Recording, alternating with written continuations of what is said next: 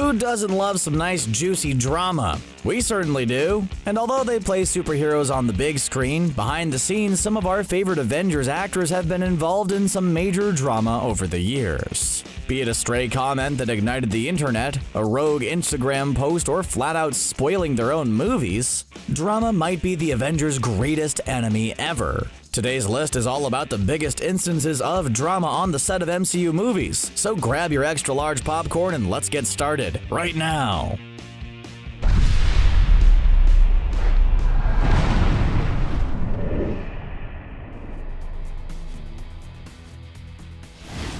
Captain Marvel is clearly the strongest Avenger. I mean, who else could just stand there calmly as Stormbreaker goes flying by their face? She pulverizes bad guys with a flick of the wrist. She busts through spaceships like they were made of paper, and she also can open that one jar of pickles with a super tight lid. She's clearly a major player, and her recent solo movie has set her up to be a major player in the franchise going forward. But the actress who plays Captain Marvel, Brie Larson, has gotten a lot of publicity for her behind-the-scenes behavior, and it hasn't been pretty. When she appeared on Jimmy Kimmel Live, Larson was talking about her relationship with Samuel L. Jackson, who starred with Brie Larson multiple times over the years in different movies. So much so that the two have become friendly. She joked about how the two have a group chat where they discuss people in their movies together who they both hate. To say this didn't go over well is an understatement. Immediately, she was branded as someone who hates her fellow Avengers castmates, and behind-the-scenes rumors didn't help in quelling the naysayers. After a particularly awkward interview with Don Cheadle, people thought that War Machine was one of the actors who didn't like her, which forced Cheadle to come out publicly with a tweet saying it was just baseless rumors. We have a funny feeling that these types of rumors, regardless of being true or not, will follow Larson for as long as she's in the MCU. Don't make him angry. You won't like him when he's angry. He might try to make the movie himself. People often forget about The Incredible Hulk as it came out the same year as Iron Man did, but with significantly less acclaim. It's not that it's Thor the Dark World level of bad or anything, it's just forgettable, and that one dude doesn't even look like Mark Ruffalo. Yeah, acclaimed actor Edward Norton was originally the MCU's Bruce Banner, and before we got to see him team up with the Avengers, he was replaced by Ruffalo. As fascinating as it is to think about what it would have been like if Norton was still the franchise's big green monster, we're happy with Ruffalo. But why did Norton get booted in the first place? Sounds like drama. Really, it all came down to Norton trying to take more control of the movie during its production, where he actively tried to rewrite scenes as well as provide his own notes regarding how to edit the movie. When asked about it years later, he simply said his behind-the-scenes actions were all because he wanted a better script, and can you blame him? The movie was okay, but we don't think anyone's putting it on their favorite MCU movie list anytime soon, right? Should we be critical of Norton because of his selfish actions, or should we be mad at Marvel for not giving Norton even more control of the Hulk film? It's hard to say. Watching the original Iron Man movie, the funniest part is not watching Tony Stark nonchalantly eat a burger while breezing through an important press conference, or watching him yell at his robot arms. But rather, it's watching Terrence Howard look at the War Machine suit and basically wink at the audience while saying "next time." Because, well, we all know that that's not what happened. When Iron Man 2 rolled around, Howard was replaced by Don Cheadle, which makes Howard's lines both tragic and funny at the same time. It was a huge recasting hullabaloo and caused a lot of drama. If you ask Marvel what happened, they'll tell you that Howard's demeanor on set was unprofessional and that they didn't want to work with the actor anymore. But Howard tells a different story. During an interview, a fan asked him what really happened, and even though Howard said he would get in trouble, he said that it actually was all Robert Downey Jr.'s fault. Howard said he was the one who helped RDJ get the Iron Man gig to begin with, but the money he was promised for the sequel was changed and reduced to give to RDJ instead. Howard accused RDJ of helping push him out of the sequel. Clearly, he was still bitter about it, and on some level it's understandable. Talk about some tough luck, but given how much we've come to enjoy Cheadle's War Machine, we can't say that it was a bad decision. Robert Downey Jr. was perfectly cast as Iron Man, so much so that it's probably hard to distinguish Tony Stark from the actor who plays him. There's no better way to say it. Robert Downey Jr. is Tony Stark. Putting aside his general mannerisms and philanthropy, RDJ is also incredibly wealthy thanks to these movies. It's reported that he made over $50 million from the first Avengers movie, which is just a jaw-dropping number. Can you imagine earning $50 million for playing a superhero that just hangs out in a suit most of the time? Like, we would understand for Chris Evans or Chris Hemsworth, who have to stay incredibly ripped for their roles, but Robert Downey Jr.? Enjoy that milkshake, dude. They'll just CGI all your body anyway. But as staggering an amount $50 million is, it's even crazier knowing what his other Avengers made for their roles in the first movie. While RDJ can now fill Olympic-sized swimming pools with cash, his co-stars will have to settle for a bathtub, as most of them only got paid around $200,000 for their work. Marvel has shown to be shrewd negotiators when it comes to their movies, but that was crazy low. So when it was time for Avengers Age of Ultron to start shooting, the actors understandably wanted more money. Marvel was playing hardball and even threatened to recast some roles until RDJ swooped in to save the day. He fought hard for his co-stars to receive better paydays and refused to sign up for the sequel until they could get a better deal. Was that an RDJ move or a Tony Stark move? It's hard to tell.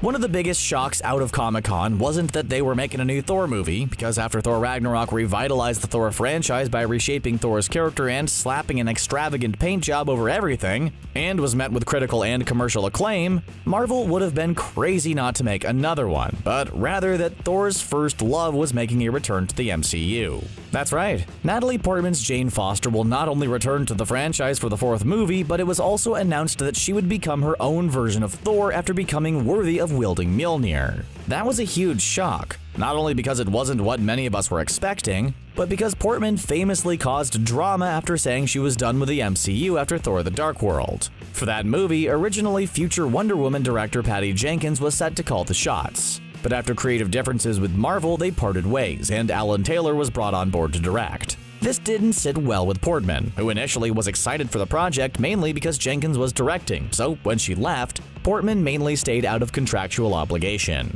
It didn't seem like Portman wanted to be part of this franchise anymore, with Thor Ragnarok writing her out of the story pretty easily and closing the door on Thor and Jane's love story. And even though it looked like almost everyone returned for Avengers Endgame, Portman was noticeably absent, with her new scenes being either recycled footage or showing her really far away. But we guess she's now back and ready to kick some butt.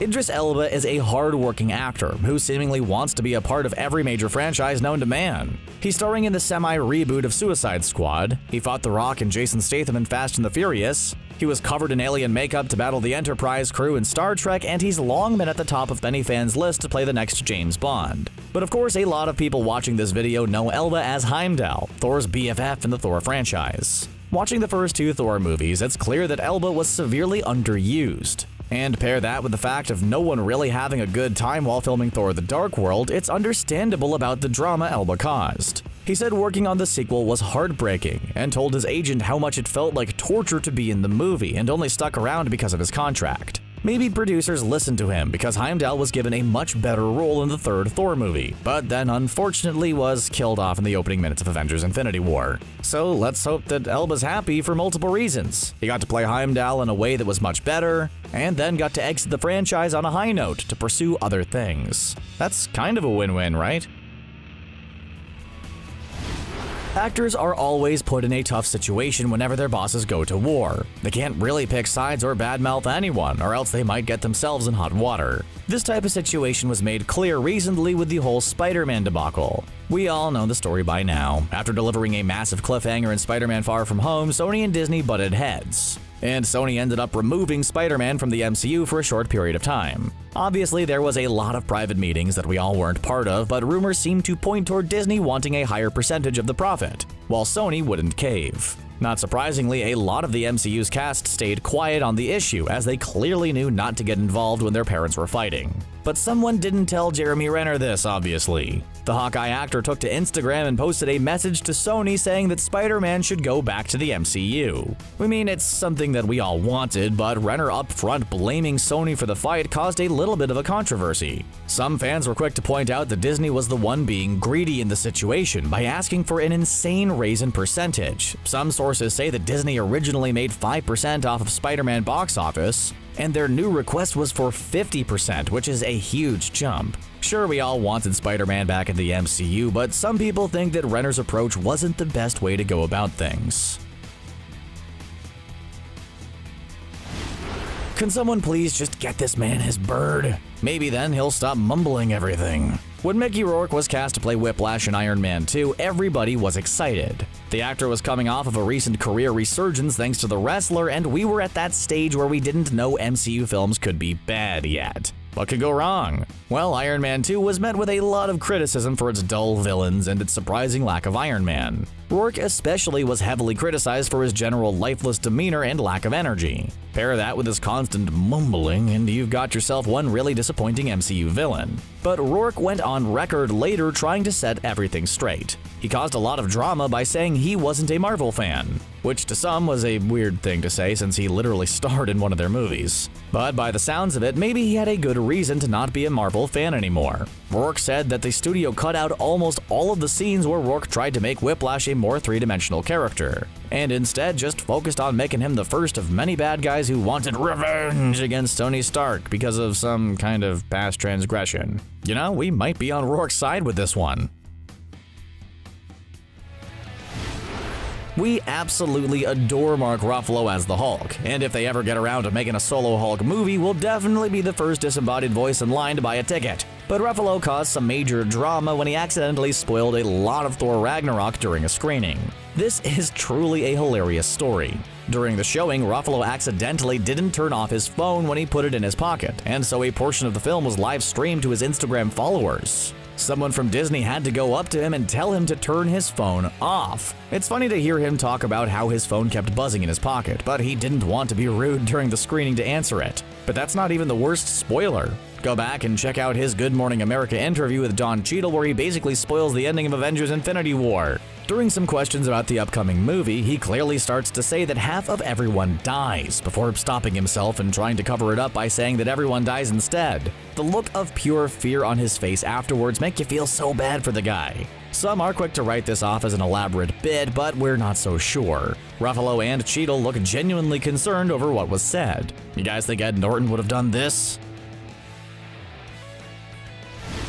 But as much as Ruffalo may have spoiled things, he's nowhere near the MCU's biggest spoiler king, Tom Holland. No matter where he goes, the kid just can't seem to keep his mouth shut. And if you want to have a good time, go check out all the different times he's spoiled upcoming movies. And then afterwards, make sure to watch the compilation of Benedict Cumberbatch stopping him from spoiling anything in movies. It's all a lot of fun and shows why the Russo brothers didn't give Tom the full script for Endgame. He once joked that he was told the final scene of Avengers Endgame was a wedding, not a funeral, which given his history makes a lot of sense. So picking just one time Holland caused drama by spoiling is tough, because there are numerous. But our favorite is the time he spoiled the movie to a crowded theater who was there to watch Avengers Infinity War. Before the movie started, Kevin Feige and the Russo brothers surprised the audience with a special appearance by Benedict Cumberbatch and Tom Holland. Holland, the human puppy dog, ran out on stage and immediately shouted, "I'm alive!" before realizing the audience hadn't seen the movie yet. He thought that the audience had just watched it instead of being just about to watch it, and quickly had to cover things up. Yeah, if you ever had a secret that nobody could ever know, be sure not to tell Tom. Personally, we think Ed Norton caused the most drama on set during the production of The Incredible Hulk, but what about you guys? Which actor do you think is the biggest drama queen, and were there any instances that we missed?